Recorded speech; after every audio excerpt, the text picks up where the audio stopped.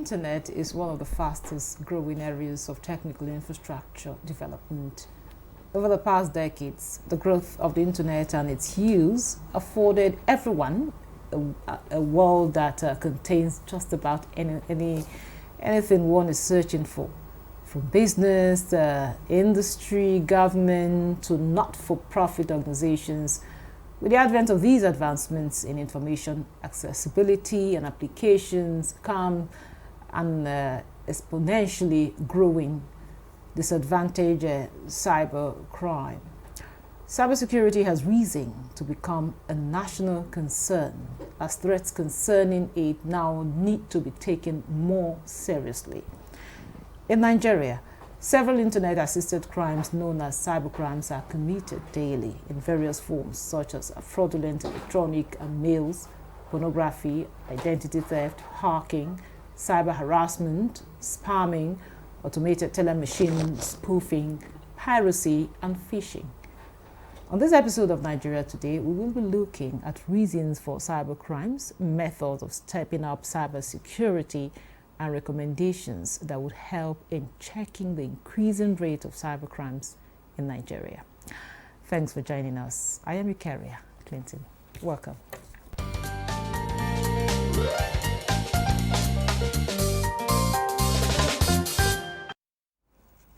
Now, joining us in the studio tonight for the conversation is Haniel Jafaru. He's an IT and cybersecurity expert. You're welcome to Nigeria Today. Thank you for always having me. And also with us in the studio is Tanimu Ahmed Abubakar. He's a lawyer and a former banker. Glad to have you. Thank you for having me. It's a delight being here. Now, I'll start with you, Jafaru. You just give us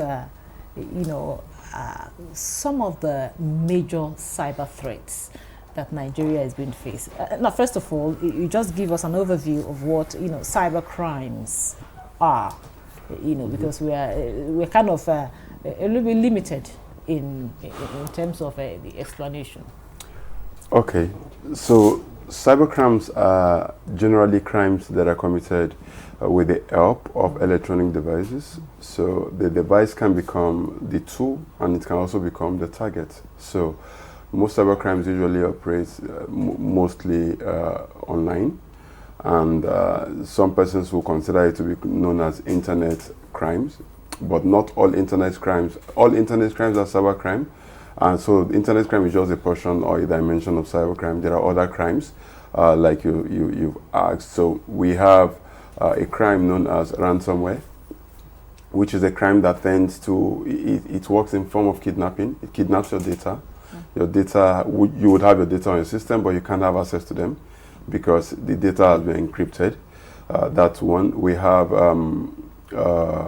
investment fraud, that's where Ponzi scheme comes to play, where people tell you there's a whole lot of online investment platforms like this crypto. There was one recently that happened, Amstar, where people were tapping and tapping and tapping, and they were expecting that once that coin get listed, they would get paid. But yeah, it got listed, but the amount they were expecting was not the amount. So it's a form of crime. There are actually offers where you expend your funds, you spend your money, you do a whole lot of mining, and at the end of the day, you won't get paid. So that also. Then there is the hacking, where someone gain access to your systems and begin to maneuver and do things on your systems without authorization. Then we have cyberbullying, which is usually online, where somebody begin to bully you and harass you online. We have the cyber harassment. Then it's quite important that I state there is now the child sexual exploitation, online child sexual exploitation, which is a form of cybercrime where you begin to use children's content to make children's image and abilities to make content online is a crime. So a whole lot of crimes that things as long as it keeps increasing. The strategy keeps changing. And the good thing is that we're even in the Cybersecurity Awareness Month, where this month is largely dedicated for awareness, and even organizations are putting it as a priority to keep their staff aware of the tactics. The goal remains the same, but the tactics usually change. The tactics for yesterday is largely can be different from the tactics that they would use today. So the goal remains the same, but the tactics, which is the strategy they use in achieving that goal, usually changes. And the Yahoo guys will call it was a new strategy, or give me the new updates. Exactly, give me the new updates, because the goal is the same thing, but the updates, how they get that goal changes. So yeah. So they keep updating. They keep updating. So, Tanimu, you know, you've worked in the bank for quite a number of years now. I know that there are some common crimes that can be that related to banking industry, the financial institutions. So tell us some of them that you have seen in the past, and just like you said, the updates. For me personally, I've had close call and personal encounter with them, and a lot of workplace, many Nigerians. Some are embarrassed to even come out on air or to even make complaint. I have an uncle, he called me once and he said, they've debited me and my money, 500,000 is gone, that I should take action. I said, wait. How did they do it? Are you with your ATM card? Are you with your phone? Did you send any message to anybody? Did you click on any link? Before he was panicking, then he stopped for a while. He now said, yes, there was a link that they said they want him to update his profile.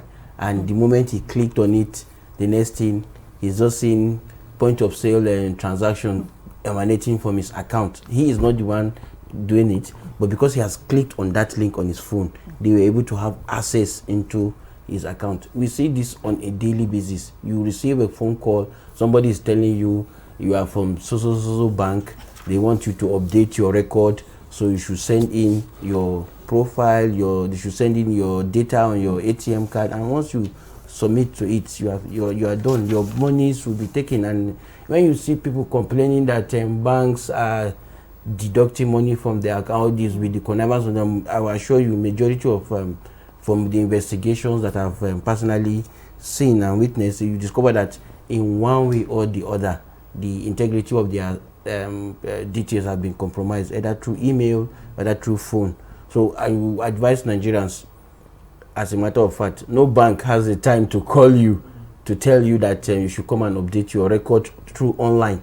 We have bank branches all over. If the safest thing for you to do, once you receive any call, just go to the nearest branch and ask them, why do you want me to do any of such? If for those that have huge amount of money, and equally we have internal people too that equally, you see, the update thing is a multifaceted action where you have people inside, people outside. Your information in the bank, any middle ranking officer of the bank can access your data. They know your balances. They can now link it out to somebody outside. They have different form that they operate. If they use this format, they call it format as well. If they use this format today, tomorrow they will change into a different format, all to finance you to take your hard-earned resources. So we should be wary. And the greed equally. I was just the one he was saying. For me, you see a lot of people, highly placed people, regulators, lawyers, bankers, on their phone, they are tapping their phone. Yes. So I said, what's the meaning of it? I said, the brother said, no, for any amount for free, you can give me $1 million. I'm not interested. Why will I just be tapping my phone and the next thing they will tell you coins, crypto? We don't need that for now with the current economic situation. If you are not losing money, if you are not making money, don't lose time.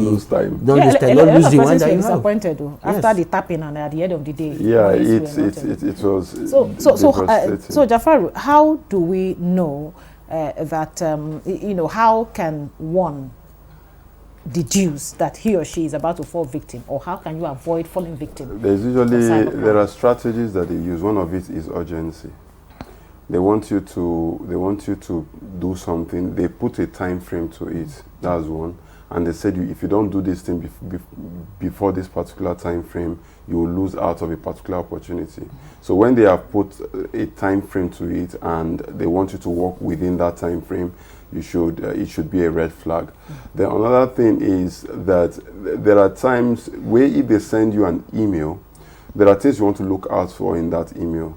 most of the times the emails can be generic. So they said, dear all, if you're sending me an email, my name should be specific. The email should be addressed specifically to me.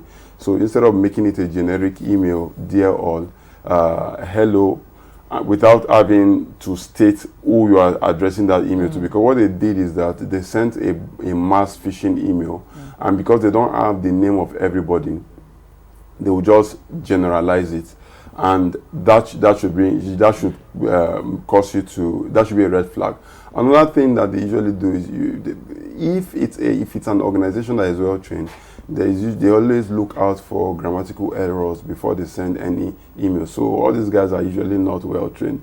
So there is that potency for grammatical error. Even though we know that now AI is helping them, they will pass their whatsoever thing they want to write through AI, and AI will fine-tune that. But notwithstanding, it's also something that not all of them are begun to use that format yet. But those are some of the things we should look at. But more importantly, that urgency, anything that gives you, that makes you to want to do it now, that should be the most relevant red flag, because they're usually on their system and they want you to do it now, because once you do it at that point, it reflects on their system and they have the time to take over that account, especially when they want you to send WhatsApp code. They say, there's a group I want you to join, and I will just send you the code. Please send it to us now, because if not, it will expire.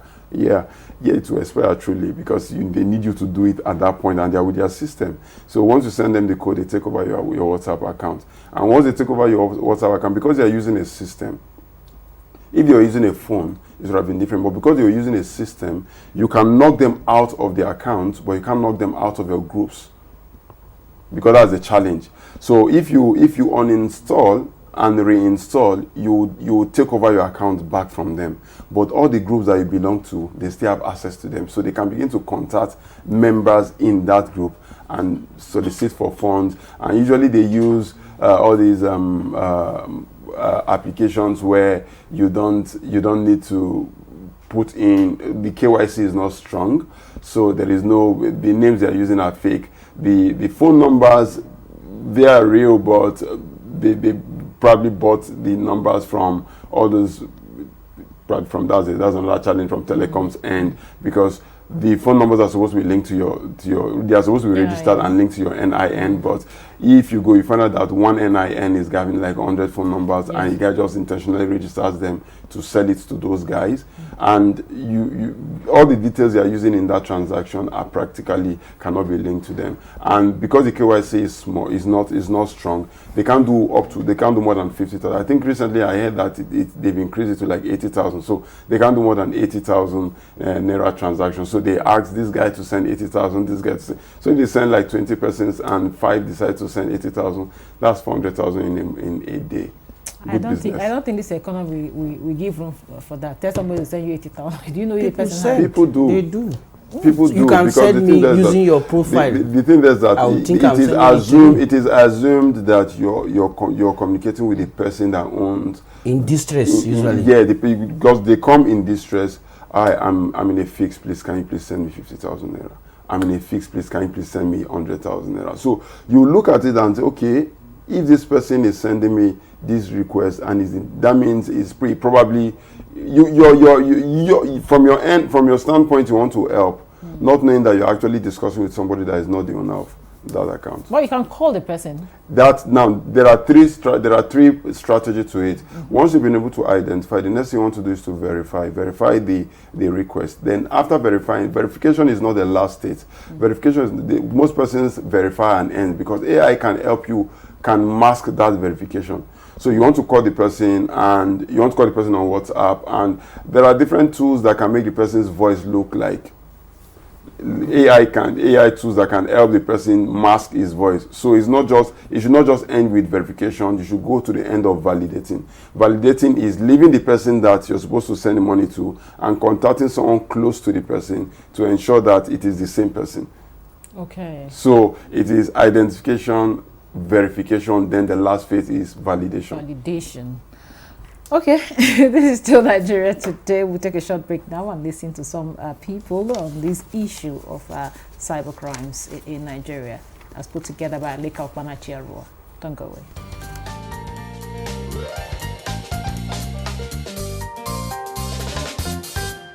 It's not every message you click. That's what some things will pop up from your phone, tell you to accept. You don't even know when you started this process and all, so you just cancel. And they're sharing out some bonuses, or the federal government is giving out some amount of money, which is not true. And you look at the website, it doesn't even look like a government website and all. Be very careful. As soon as you click, you are giving yourself away at all. So these are the reasons. These are the ways you can prevent yourself during this period from being hacked or being scammed and all.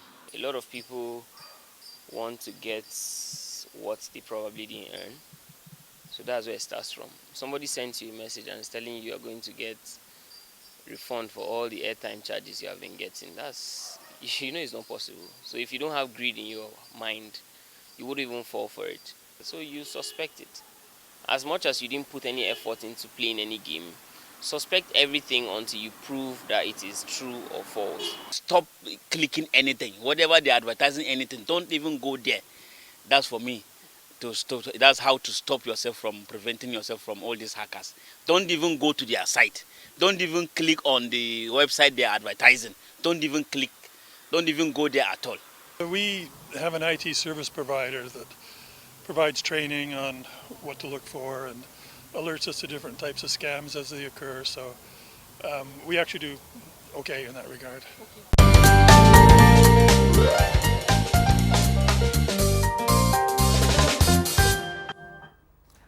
Welcome back. This is still Nigeria Today, and we're looking at tackling cyber crimes in Nigeria. And of course, I have two gentlemen here in the studio with me.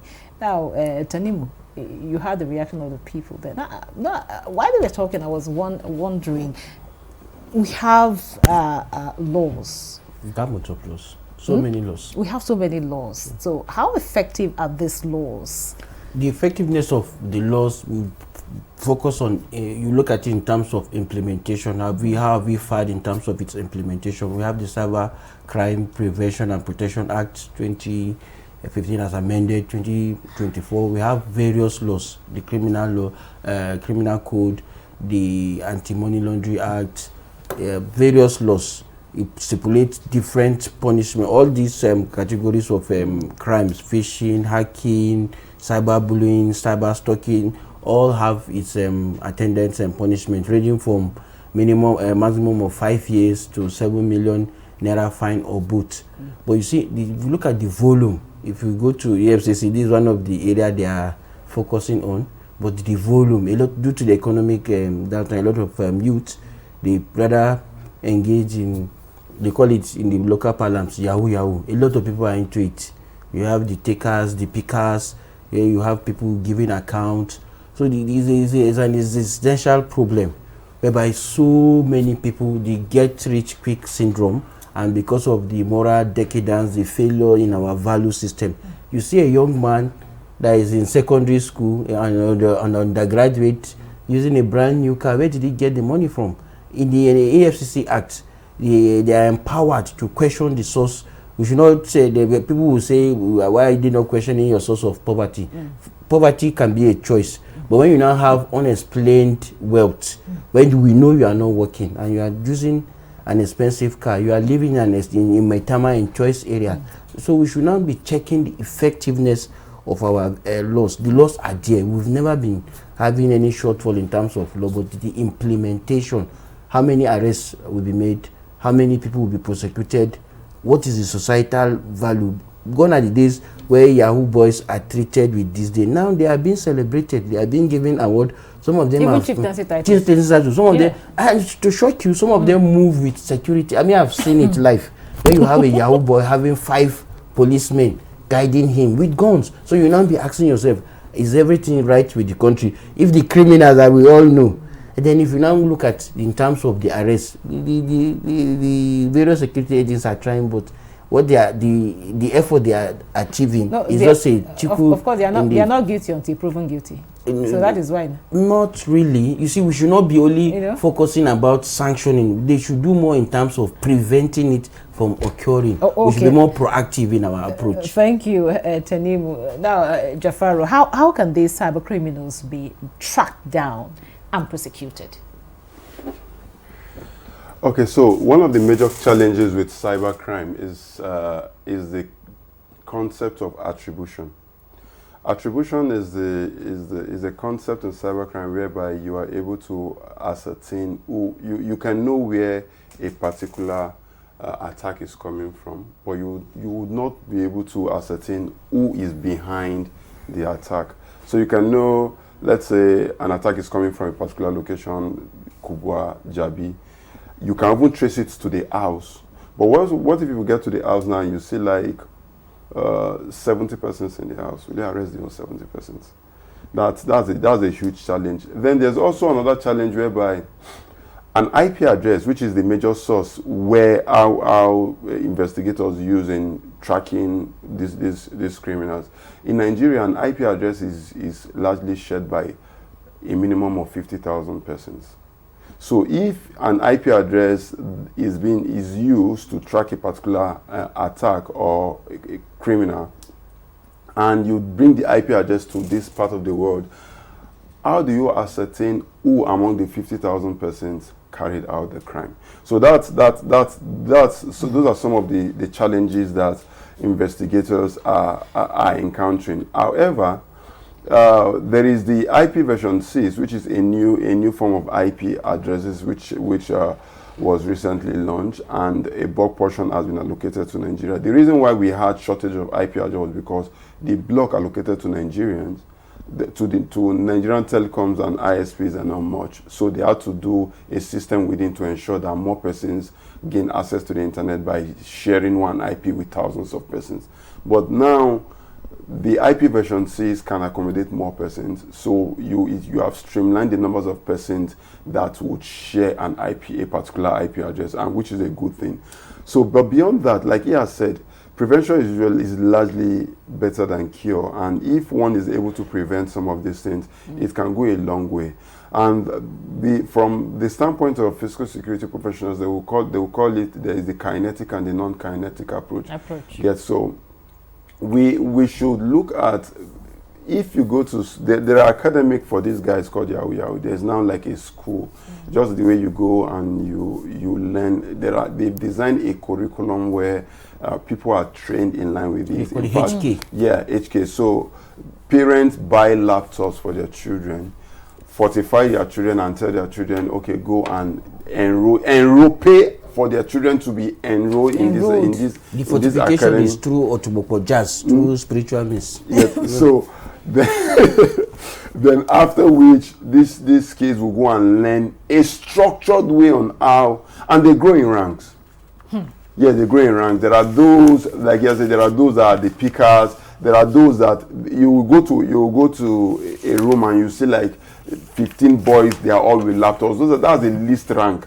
The guys that handles the HQ guy, that's the guys that handles. There are those that manage funds. Their own, nothing concerns them with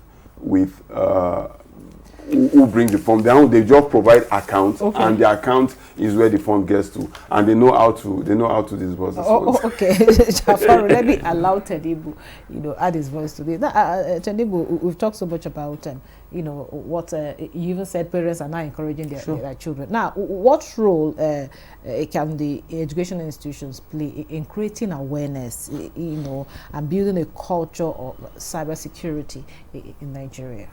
For me, I think we need to have a revamping of our educational curriculum. What we have at the moment now is learning to read and to write, and the world globally we've all advanced beyond that. These are issues that should be at the forefront.